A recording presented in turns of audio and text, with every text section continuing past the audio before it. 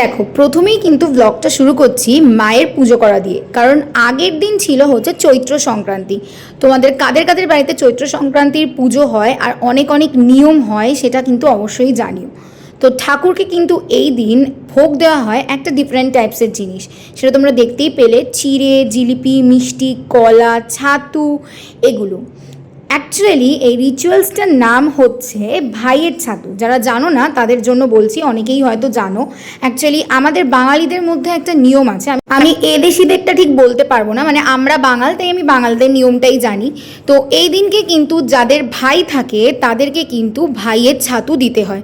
Otherwise কিন্তু এই চৈত্র মাসে যদি কেউ কারোর ভাই বা দাদাকে ছাতু না দেয়, দেন গোটা বছরটা কিন্তু সে দিদি বা বোন ছাতু খেতে পারবে না। প্রত্যেকবারের মতনই মা কিন্তু এইবারও নিয়মটা পালন করেছে, মানে কখনোই আমার মা এইসব নিয়ম কারণের ক্ষেত্রে কোনো ভুল করে না।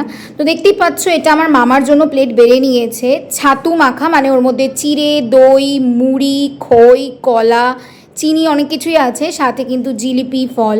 আর এই যে আমার দিদাকে বলেছি আমি একটা ভিডিও করব, দিয়ে দিয়েছে ফটোর পোস্ট। এবার তোমাদেরকে দেখাই আমাদের মধ্যে আরও একটা নিয়ম আছে, যে সেদিনকে কিছু স্পেসিফিক রান্না বান্না খেতে হয়, যেগুলো কিনা নিয়মের মধ্যেই পড়ে। তো চলো তোমাদের দেখিয়ে দিই কী কী রান্না হয়েছিল। এঁচোড় হয়েছিল, ভাত হয়েছিল, নারকেল ঝুড়ি, পটল ভাজা, মিষ্টি আলু ভাজা, আর উচ্ছের ঝোল বা তেঁতোর ঝোল, ঝালের ডাল, টকের ডাল, চাটনি, আর পটল কোরমা বা দোরমা যেটাই বলো, এগুলো কিন্তু সবই নিয়মের মধ্যে। তো দেখা হচ্ছে নেক্সট ব্লগে।